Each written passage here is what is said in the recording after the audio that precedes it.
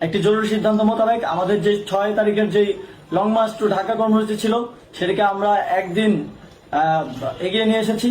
অর্থাৎ আগামীকাল 5ই অগস্ট সারা দেশের মুক্তিকামী জনতাকে ঢাকার উদ্দেশ্যে রওনা হওয়ার জন্য আমরা আহ্বান জানাচ্ছি। যারা পারবেন, যাদের পক্ষে সম্ভব হবে, আজ রাতেই আপনারা ঢাকার উদ্দেশ্যে রওনা হয়ে যান। আমরা আগামীকাল সারা দেশের মুক্তিকামী জনতাকে ঢাকায় আসার আহ্বান জানাচ্ছি। বিশেষ করে ঢাকার আশেপাশের যে জেলাগুলো আছে, আপনারা দায়িত্ব নিয়ে মসজিদের মাইকে ঘোষণা দিয়ে যাদেরকে পাবেন সবাইকে নিয়ে ঢাকার উদ্দেশ্যে রওনা হন।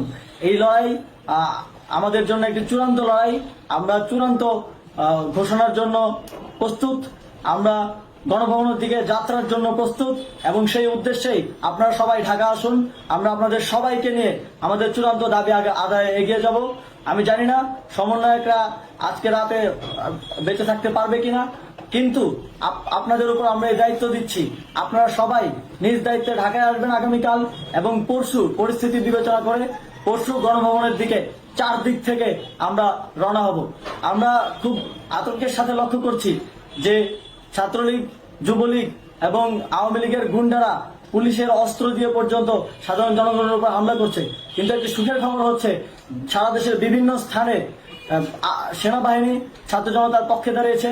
আবার কিছু কিছু জায়গায় যেমন মিরপুর ও মোহাম্মদপুরে সেনাবাহিনী ছাত্র জনতার বিপক্ষে দাঁড়িয়ে গুলি চালাচ্ছে। আমরা সেনাবাহিনীর প্রতি আহ্বান জানাতে চাই, আপনারা এদেশের নাগরিক এবং আপনারা এদেশের নিরাপত্তার দায়িত্বে আছেন, এদেশের জনগণের যানবাহনের নিরাপত্তার দায়িত্বে আছেন। আপনারা দেশের পক্ষে এবং দেশের জনগণের জন্য কাজ করবেন। কোনো খুনি সরকারের জন্য, কোনো খুনি রাজনৈতিক দলের জন্য কাজ করবেন না। এটি এদেশের জনগণ আপনাদের থেকে প্রত্যাশা করে।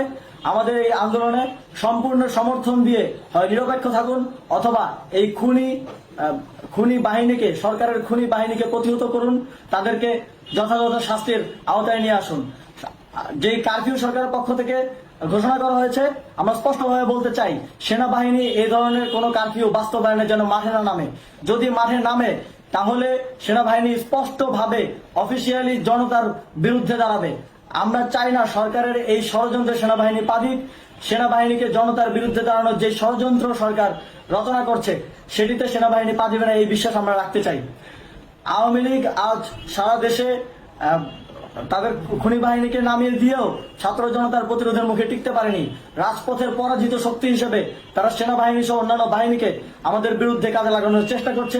এই চেষ্টাকে, এই ষড়যন্ত্রকে ব্যর্থ করতে হবে এবং আগামীকাল সারা দেশে মসজিদে মসজিদে ঘোষণা দিয়ে ঢাকার উদ্দেশ্যে আপনারা রওনা হন। প্রত্যেকটি পরিবার থেকে অন্ততপক্ষে একজনকে ঢাকার উদ্দেশ্যে রওনা করে দিন, এই ইতিহাসের সাক্ষী হতে, একটি নতুন বাংলাদেশের অভ্যুদয় ঘটানোর একজন কর্মী হতে।